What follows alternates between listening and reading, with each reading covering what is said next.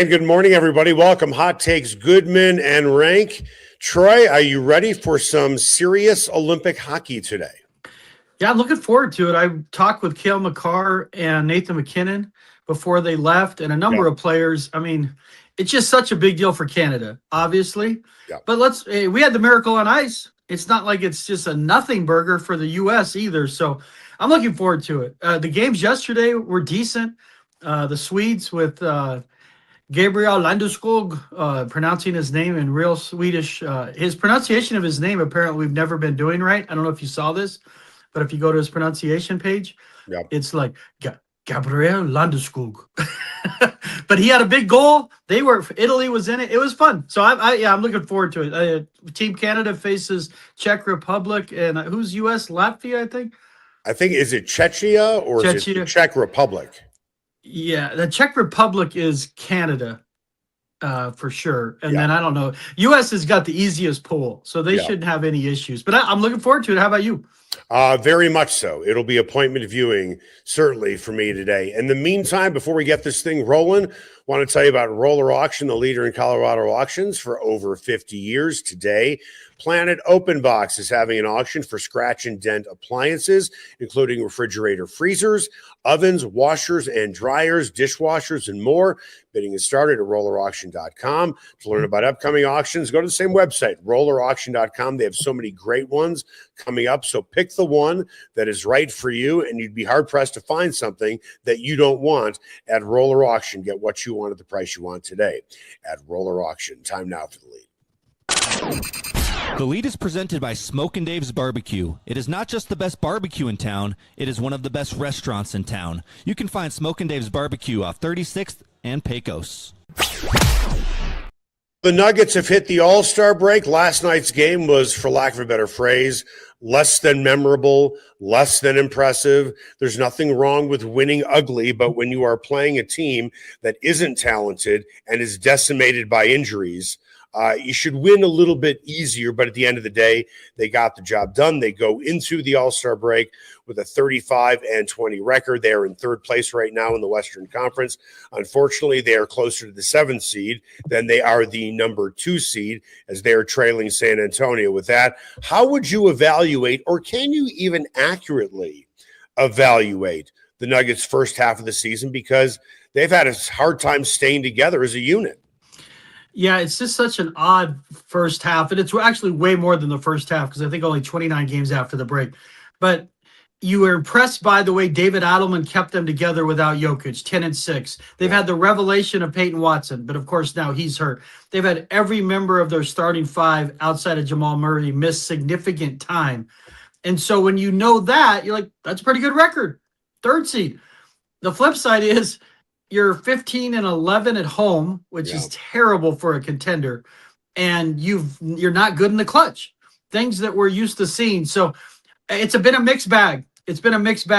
You're encouraged by the fact they've been able to stay afloat. I think if they were being honest, they would thought without Jokic, they would probably be a 5th seed right about now. So a 3 is good, but that 3 feels fragile, Eric, if they can't start taking care of business late in games and taking care of business at home. Because no contender loses like 14, 15 home games a year. They just don't. Historically, they don't. So that, to me, is something to watch here in the second half. I'm telling you, they are playing us all for fools.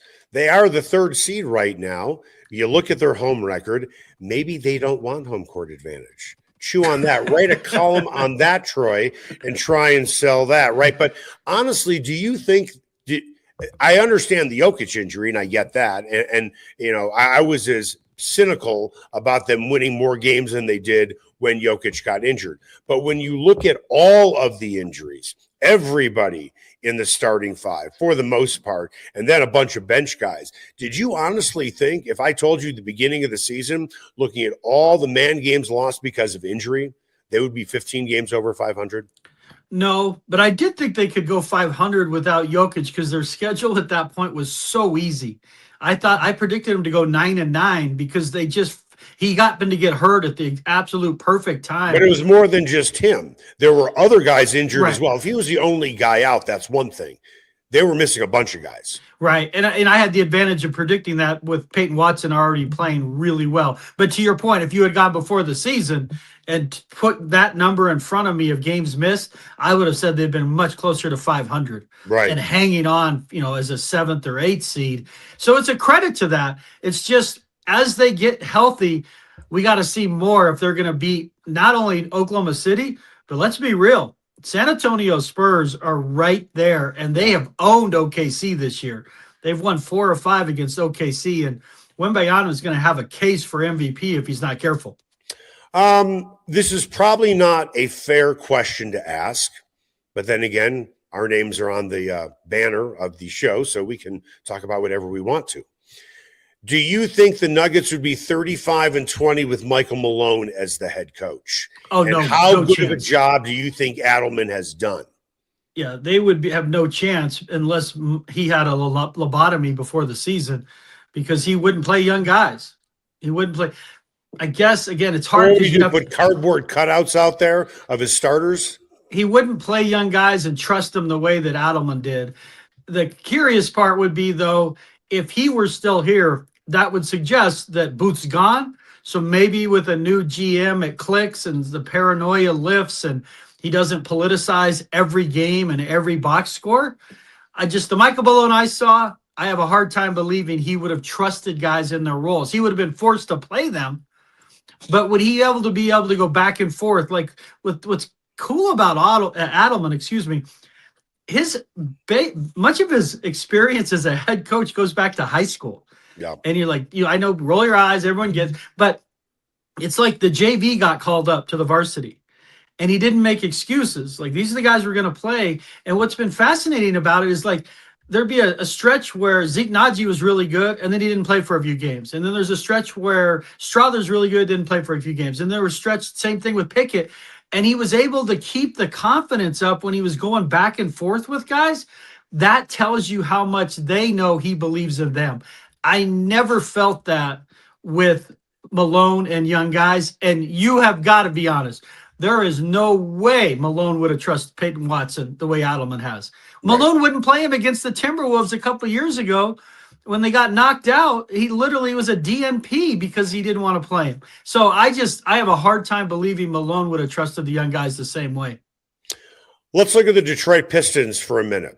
And you're thinking, why the hell are we looking at the Detroit Pistons? I think it is fair to say the former Nuggets assistant head coach, who is now the head coach of Detroit, will more than likely win Coach of the Year. Is that fair to say? He's the leading candidate. And who should be number 2? Because I think you have to give strong consideration to Adelman, don't you, with all of these injuries? I mean, how those ballots go, they want. I'm not going for Missoula because he's missing Jason Tatum. Please.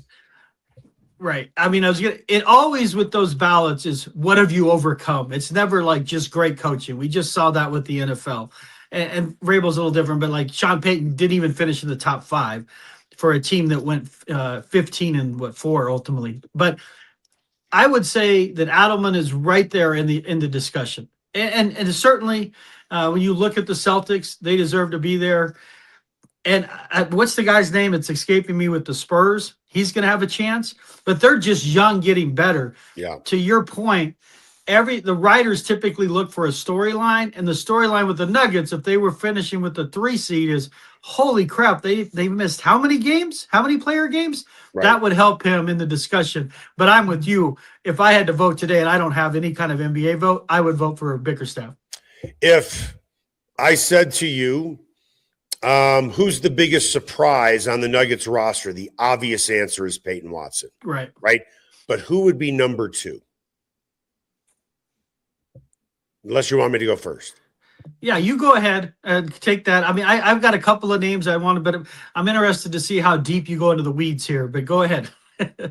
Tim Hardaway Jr. has been far better than I thought he would be. If I went through the entire roster, I think Pickett has been a pleasant surprise because clearly he has not played a lot.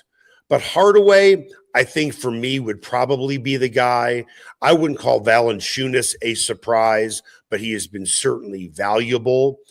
Who do you want to throw in there? I mean, Spencer Jones has been, he's not playing right now. They're slow playing. He's got a concussion. They're going to sign him. But when things were a mess, he was one of their best players on the floor because he's a really good two-way player. He's a really good defender. Like the who knew. It's on his LinkedIn page. Just look him up. The guy can defend. He's a really smart guy. He plays fundamental basketball. But I had no anticipation that he would contribute in a meaningful way this year. And there were times when he wasn't on the floor that they missed him because his ability to guard, his length. So I would put him in that discussion. Hardaway has been great. Better than expected. I guess I expected that. But to be fair to Hardaway, I didn't expect it with Jokic missing almost 5 weeks. If Jokic had played the whole time and I saw those numbers, I'd be like, yeah, that sounds about right because he's getting so many open looks.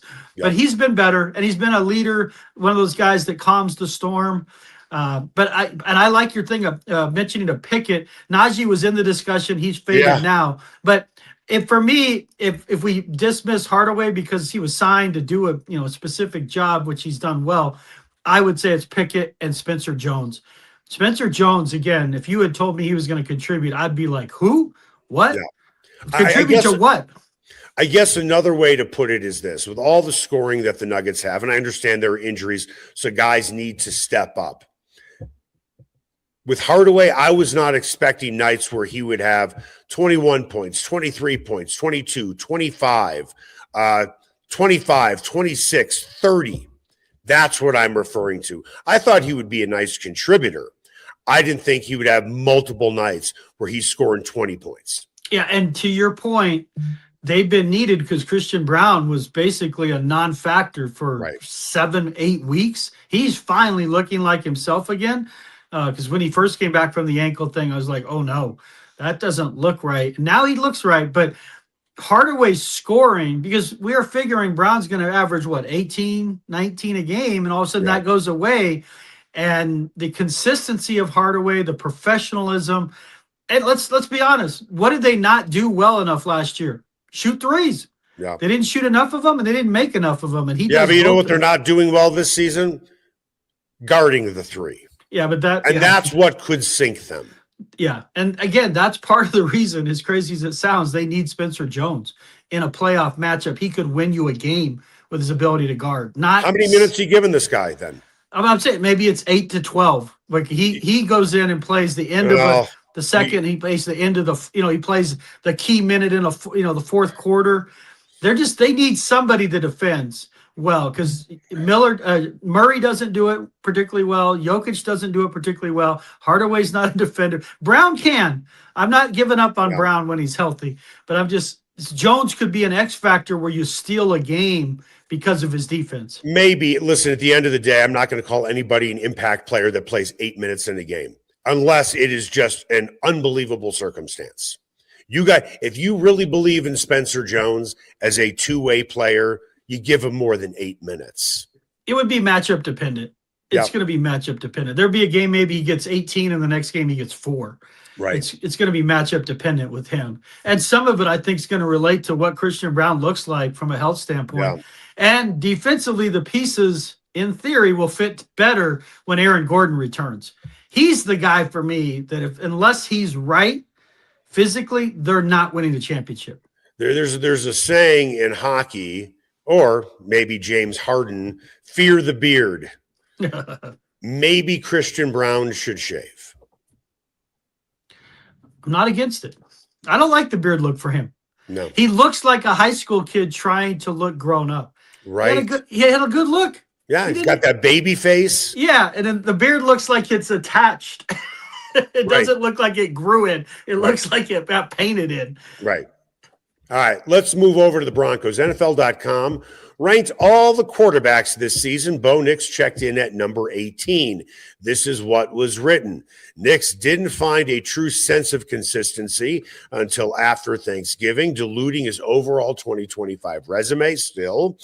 If what we saw from Nix down the stretch is a preview of the future, Broncos fans have plenty of reason to be excited.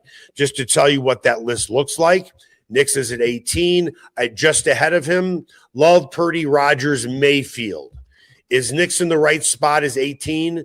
Is he behind those guys for a reason, or can you argue he should be ahead of any of those guys? I'll just, throw the first salvo out there. He should be ahead of Aaron Rodgers. Yeah, hell no, he's not in the right spot.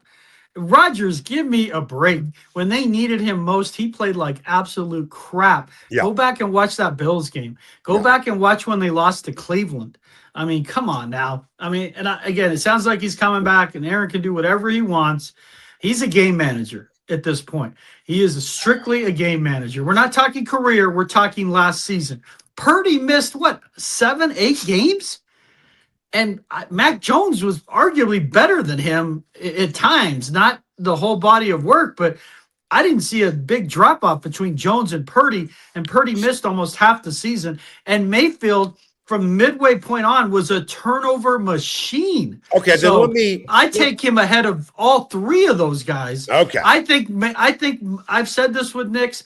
He's somewhere between 12 and 15. I'm not saying, oh my God, this is the snub of the century. He's a top 10 quarterback. He's not. But he had 8 comeback victories. Okay. He was the best quarterback in the fourth quarter. Doesn't that matter? Oh, no, it does matter. So now let's come up with our own math here. New math presented by Troy and Eric. Fourth quarter, where do you rank Bo Nix? I'd say he's top 3. Okay. Where is he quarters 1 through 3? He's probably 22 to 25. I don't have the list for somewhere in there. Okay. Let's call him, if you want to go 3, 25. At 25 plus 3 is 28. Divided by 2, he's somewhere around 14. Right. But for me, the fourth quarter is a great multiplier. It's the extra credit on the test. Yeah. It's not seen the same as the first. If you told me, Eric, do you want a guy to play better in the first or the fourth quarter? I would tell you every time I want him to be at his best when it matters most. Every coach will say, well, play in the first is the same as the fourth. No, it's not. The pressure's real. We've all covered athletes, and you probably more than me, who can't deal with the pressure. So when you have a guy who can deal with it in football specifically, and what that does for his team, the confidence and the belief, I say he's probably somewhere, again, 12 to 15. 14's that'd be a little off for me. But I like what you're doing there. I do, because it's more of an easier way to say, hey, add him up. What do you see?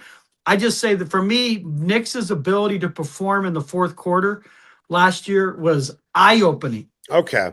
But he needed to do it sometimes because he played like crap the first 3 quarters. There was a Tebow vibe a few of those games, if we're being honest. Okay. Well, I'll give you a little pushback on this by something that you have said, and I've agreed with not only your point, but I was saying this well before you and I started doing a show together. Eventually, the law of averages kicks in. Look at what happened to Patrick Mahomes 2 years ago, where he won a lot of close games in the fourth quarter, 1-score games, and then last year he didn't. So if Bo Nix regresses to the mean next year and doesn't win all of these games in the fourth quarter and 1-score games, he's going to have to pick up his game big time, quarters 1 through 3, to not fall further down the list for next year. Yeah. Well, I mean, and you're using my words against me, which I appreciate. No. I've said the same thing. I've said the same thing. Listen, I've said the same thing about injuries. I do always believe the law of averages will find a way to balance out. Quite frankly, I didn't think the Broncos would stay this healthy this year. They have had an unbelievable streak of good fortune through doing the right things under Bo Lowry and Sean Payton, keeping these guys on the field. I just cannot believe this has truly continued for 3 full years. Right. I mean, some of it is like we kind of end up moving the goalpost. You're right. The idea he's going to have 7 comeback wins in the regular season next year, highly unlikely. Highly unlikely. My counter argument would be he's not going to need to have 7 because their offense is going to be better and they're going to win games by 10 points once in a while. They're not going to need to win on walk-offs. So that would be my argument, that what would help Nix is they're going to add a running back, they're going to add a tight end, and they're going to win a game 30-17. They're going to win a game 28-10. And it doesn't have to be against the NFC South, but that would be my argument, is that you're right. The idea he's going to have 7 comeback victories in the regular season and another one in the playoffs, very unlikely. Okay, and now I'll play the game point counterpoint like they did on Saturday Night Live. You can be Jane Curtin. I will be Dan Aykroyd. Troy, you ignorant slut. Don't you realize that the Broncos had the second easiest schedule in the league this year? That sets up for fourth quarter comebacks and winning close games. Next year, 10 of their games are against teams that made the playoffs. And I agree with you. They will pick up a running back. They will pick up a tight end. We just don't know which ones yet. And we also don't know who's going to be calling plays. Yeah, I do think Davis Webb's going to be heavily involved in that. You don't pay him $3 to $4 million a year to help do the Kinko's copy machine to give the game plan to the quarterback. He's going to be involved in some way. The other thing about the schedule is it all depends on when you play teams in the NFL. Sure. Because of injury. That's why ordinarily you look at a schedule like in college, it's easy because teams are so much better than other teams. In the NFL, if you played the Packers without Micah Parsons last year, you beat the Packers. Like, it's just, there's 1 or 2 players on every team. If you play them when they're hurt, you can beat them. Their schedule is going to be tougher. I believe they could be a much better offense, let's say 27 points a game, and only win 11 games next year. Right. And Knicks could still play really well and they win 11 games. It's just, at some point, either, we talked about this yesterday, they've got to either go up-tempo more and move him around and let him run a little more, which I doubt coming off the ankle issue, or he's going to have to start being better in the middle of the field. That's the next level for Knicks. The ability to get easy completions in the middle of the field. Because right now, they are a team for me that's like the Rockets were a few years ago in hoops. A bunch of layups and a bunch of three-pointers. There's no mid-range game here. There needs to, at some point, be some nuance in his passing attack. Some of it's on him. Some of it's on the play caller. And then clearly they need to upgrade personnel. Olympics today begins with men's hockey for the United States and Team Canada. I don't know how the organization is going to go for Team Canada, but they look like they're going to be one of the boys are looking good on the pond, and I think they have a very good chance to go to the gold medal game. As for the U.S. team, they are one of the favorites as well. The question is, if they face off in the gold medal final, are you rooting against McKinnon, McCarr, and Taves? That's next. Ever wondered where city and county fleet vehicles go when they retire? Now's your chance to find out and score big. Imagine driving away with a great deal on a reliable vehicle. For over 45 years, Roller Auction has been the trusted source for government fleet vehicles and equipment. Trucks, SUVs, sedans, and more, all selling to the highest bidder. Don't miss out. Visit roller.bid/hot takes to get auction updates today. Your next vehicle could be just a click away. Everyone has their favorite sports bar. Mine, the Sportsbook Bar and Grill in Highlands Ranch, DTC, and now in Parker.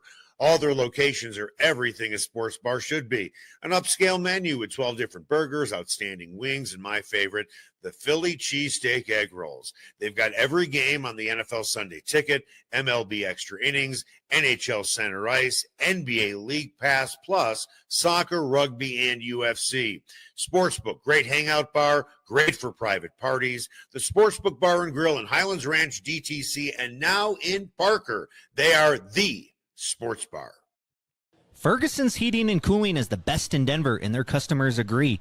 Ferguson's has 165 5-star Google reviews, and here's one from Betsy. Highly professional, prompt, and honest.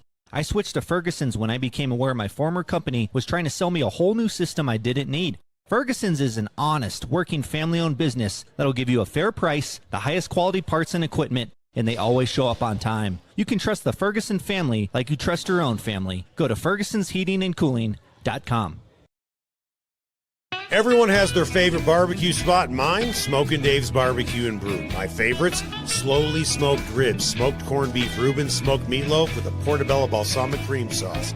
Don't forget about Smokin' Dave's 16-hour smoked brisket and pork with with one of their 4 homemade barbecue sauces. Great sides, you bet. Barbecue beans made with pork and brisket and their southern corned bake. Man, you got to try it. Plus, they have amazing non-barbecue entrees on the menu.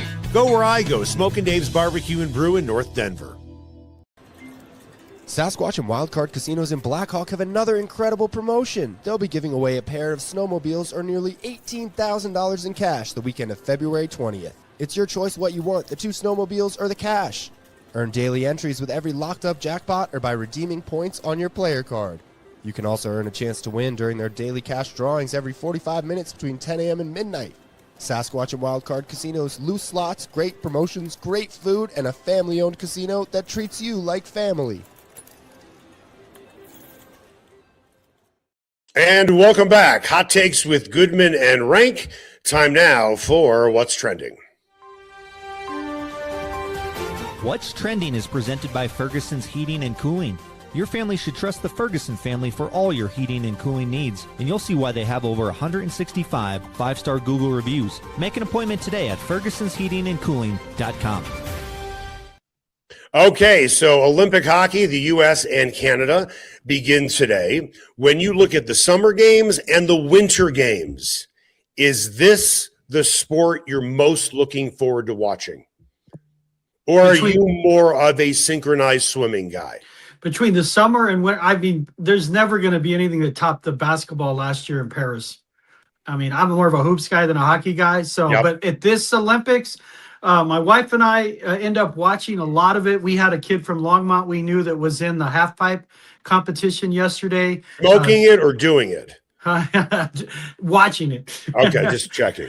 Yeah, so I like the winter sports. I'm more of a summer Olympics guy, if I'm being honest. But basketball last year in Paris with Steph Curry, that to me was as good a theater as you'll ever see in a sporting event. So, but I'm excited about the NHL guys being back. It's been a while. It's been a while, Eric. Yep. You know, when we go back when the NHL players did the World Cup, like in 1996, I covered that because I was in Buffalo at the time. And I believe the U.S. team was practicing in Kitchener, Ontario, which is a short drive from Buffalo. And walking in that locker room was eye-opening. You know, you have like Leclerc and Hall and Guerin and like all of these guys who you would expect to go into the Hall of Fame. When I look at Team Canada's roster and I look at Team USA roster, the U.S. has, I believe, the advantage in goal. And if you're going to have an advantage anywhere, that's where you want it with Hellebuck. Back then, you know, Team Canada was like, wow, who should we play? Should we play Waugh or should we play Brodeur? Right? It's not that way anymore. So when I look at the American roster, it's good. It's a grind type of team where you look at Team Canada and it's like a who's who of who's going to be going into the Hockey Hall of Fame. I mean, Canada's absolutely just loaded. But they're their top 3 centers. First of all, McKinnon's not even the top center, which is mind-boggling until you realize the top center is Connor McDavid.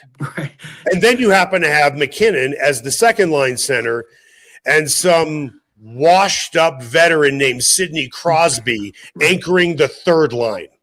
Do we know who they're going to start in goal? Is it going to be Billington? Bennington? Bennington, excuse me. I always want to call him Bill. Is it going to be Bennington? I hope so, if that's going to be the gold medal game between the U.S. and Canada. Yeah, I mean, his selection on the team based on his Four Nations performance was just such a fraud. The guy he's been terrible all year. I get the Blues are terrible, but he's been terrible. And oh, by the way, the guy selecting it is the GM of the Blues, and he basically was like, based on Four Nations, he's in. And I'm like, they don't do that for track and field or gymnastics. Everything is based on how you qualified like a month before the Olympics. You're basing it on something that happened last year, Eric. That's why I was pissed when Blackwood or Wedgwood, one of them should have been on there. Right. Maybe you say it's Wedgwood because he's been a backup and he would be a vibes guy, but Blackwood should have been on there. And one of those two should have been on there. The fact that it was just an auto bid for the St. Louis goalie, I didn't like at all. And that's their one weakness. That is their one weakness, that if they get into a shootout, could they lose 5-4 because they've got a sieve at goalie. But from a talent perspective, I mean, I don't even want to know how many Hall of Famers are on that team because McCarr and McKinnon are both going to the Hall of Fame, the guys we know. And Devin Tays is just a really, really good player. Right. Did you see what he said about his job in the Olympics and how he describes his game? Pass the puck to pass McCarr. Pass to McCarr. Right, pass the puck to McCarr. It's gonna be fun. When I talked to some of the players about it a couple of weeks ago or whatever it's been, it's just hockey in Canada is soccer in Brazil or Argentina. Yep. It's not even NFL football here. Like NFL football is popular, but not every kid grows up wanting to play in the NFL. A lot might play in the NBA or MLB. Canada is just so unique in the way they view the sport, and it's a legacy play. Let's be honest, for McKinnon and McCarr, it's the only thing they haven't done. Right. It's the only thing, because in the Four Nations, Nate was the MVP. And if it's anything like that Four Nations, sign me up. Right. I doubt we'd see the fighting. I kind of doubt that in the Olympics, but regardless, I would love to see anything close to what we saw in Four Nations. Our national sport is clearly the NFL. And if there was an Olympics, the U.S. would obviously win it. But with that, what hockey is to Canada is what basketball is to the United States. We have to win. We need to win. We are the best. This is our sport. The NBA, while an international game, was founded in the United States. It is our sport. And by the way, here's a great little trivia question for you. As my daughter's getting ready to go to Kansas, who is the only, and you probably know this, who's the only coach in Kansas history to have a losing record? It must be Fog Allen. Dr. James A. Naismith, the founder of basketball. What's this guy know about basketball? He's an idiot. Well, listen, once they went from peach baskets to regular baskets, he couldn't make the adjustments. Kind of like Pierre Lacroix had a difficult time adjusting to a salary cap. Similar to that. With that, if for some reason it is Team Canada against the United States, are you rooting against McCarr and McKinnon and Taves? Yeah. Yeah, I am. Just like when openly sitting on your couch next to your wife, come on, hit him. Come on, put his face in the glass. No, I don't root like that way, especially in hockey. But I was rooting that way against when it was Jokic versus Team USA. I love Jokic. Yeah. I wanted Team USA to win. Yeah. I mean, I'm not a huge LeBron guy. Right. They have guys on that team that, you know, as Nuggets fans, it was really hard because some of those best players are guys that are not friends of the Nuggets, if you will. But I was rooting for Team USA then, so I'm not going to change. I mean, I want to see those guys be successful. But if it comes down to Team USA versus Canada for the gold medal, I'm rooting for USA. I just watched that Miracle on Ice documentary on Netflix. It's great. Oh, my God, is that great. Yeah. That is so well done. And I remember it, but I was, 10 years old? Yeah. And it was just, you know about it, but to see it and the backstory and just how big of, and framing how big of an upset it was. Like we know it was, but when you see it, you're like, oh my God, what? And just, so I'm rooting Team USA.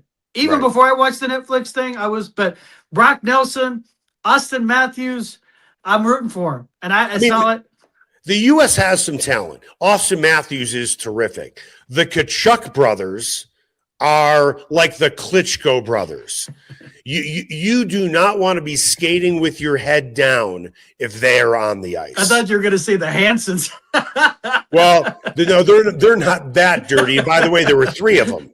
I know. 3 Hansons. There's only 2 Kachucks. Only 2 that we know of. There's probably another one they're hiding somewhere in the caraway in our check bags somewhere. There's another Kachuk that's going to pop out during the Olympics.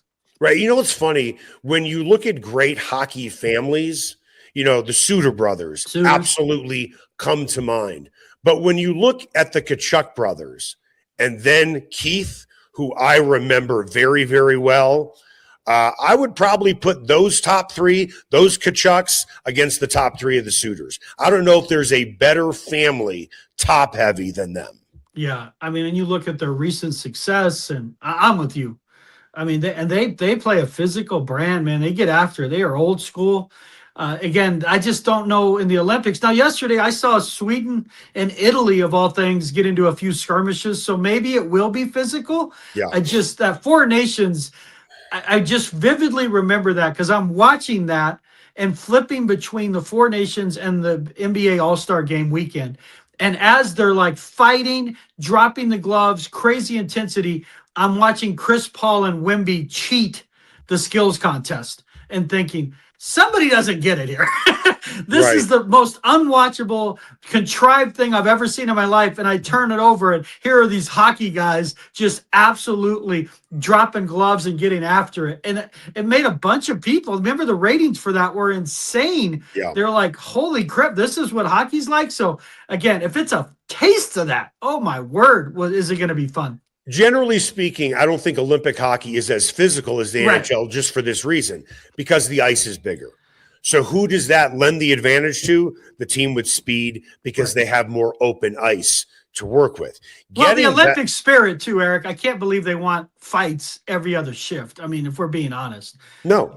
I don't think they want that in the Olympic Games. Well, I'm just talking about I'm just talking about hitting in general. There's a great saying in hockey, you can't hit what you can't catch. And 15 more feet of ice for Makar and McKinnon is deadly for any team facing them. I think you're missing. That was the Rockies theme last year. So we can't hit or catch, or maybe that was something different. Sorry. I believe that's what it was. Has Walker changed that? Do we have a new bumper sticker? For this upcoming season, which is hope is not a strategy? No, is that what it is? No, it's now we suck less than ever. Right.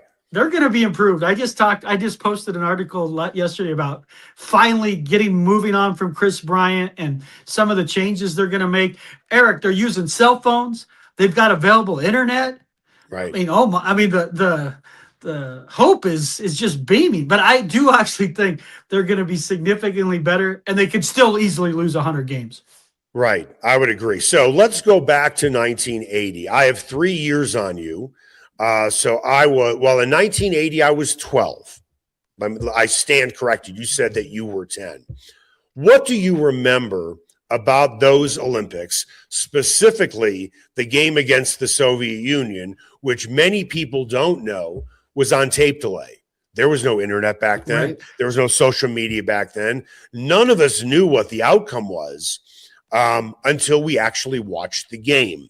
But my wife and I have watched the movie Miracle. We have watched the Netflix documentary as well. My wife, Mandy, she is from Scotland. And I had to explain to her what was going on at the United States at the time. Yeah. You know, for everything that is going on politically now, which is incredibly toxic, I can show you a decade that was just as toxic. The 1960s, civil rights movement. The 1970s, Soviet Union goes into Afghanistan, gas prices, interest rates. You know, America is feeling very, very bad about itself. You know, every generation has a different, we had it worse. But my point is, what do you remember about watching that 80 team specifically against the Soviets? Well, as a country, we needed a win. I mean, I do remember even as a kid then, like, it wasn't feeling great. They had the Iran hostage crisis. That's right. I forgot about that. Yeah. And one of the guys that was held was from Pueblo, Colorado, Billy Gallegos. So, like in Pueblo, where I grew up, that thing had more interest than you would imagine because one of the guys that was held hostage was from Pueblo. Right. It just felt between, and I remember the gas lines. Like, so between that, the crisis, like as a kid, it just feels like, man, everything's going wrong. Like America needed a win. Yeah. And so I didn't understand as a 10-year-old the professional versus amateurism thing. It's like Olympics, and you didn't understand that, like, oh, the Soviets are all professional. They'd be the equivalent of all-star NHL players. They're men. That was the difference. The Soviets were men. Right. In their prime. Yes. Prime hockey players at 28, 30, whatever. And a lot of those guys could have very easily played in the NHL. And when the Soviet players came over, the Soviets were very well aware to keep those players away from anybody who could help them defect. Right, exactly. So what do I remember about the game? They had lost 10-3 to them in an exhibition, a couple weeks before the Olympics? Yeah, can I add on to that, though? The Soviet team was such a great team that they beat a group of NHL All-Stars that featured and was littered with Hall of Famers as well. They beat that team, too. Yeah, the Big Red Machine, with no disrespect to the Cincinnati Reds.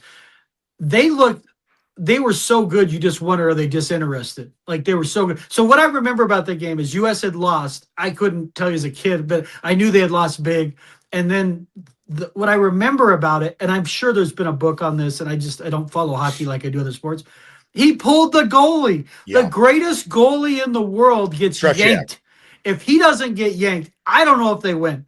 And that's when panic set in. They didn't know how to play trailing in the game. Like, if you win every game by the 10-run rule in baseball, as an example, what happens when it's 5-4 in the sixth inning, the 8th inning, and you're down? You don't know how to deal with it. And they panic. It started with the coach. And Herb Brooks, who basically created an enemy for every player on the team to hate him and rally around him, which is sad, but he knew what he was doing. Their coach is like this, this way. And the Soviet coach panicked. He panicked.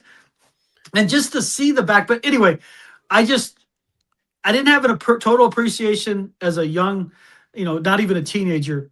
And as I grew older and became, my goal was obviously become a sports writer. There's not a better story. Al Michaels said it in the documentary on Netflix. When will there ever be a story like this again? And he said, never. Because of the political climate, because of where we were as a country, because the Cold War thing was absolutely real. They were, it's like a Rocky movie with Drago. It was, everything came together and we needed a win. And here are these Midwestern, Northeastern kids with long hair and beard nobody's really ever heard of unless you live in a college town with hockey. And they pulled off the greatest upset in sports. Allow me to piggyback on that. Everything that you said is true because of the temperature of the country politically. But we will never truly see this again because in the Olympics, you will never have amateurs playing against pros again. Right. And that to me is the biggest difference.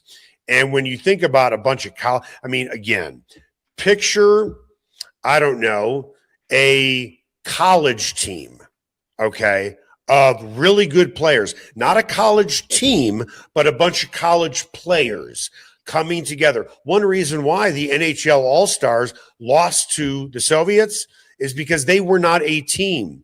They were a collection of players and great players. They played against a team that literally was a machine because they have played together so long. And what do I remember about that?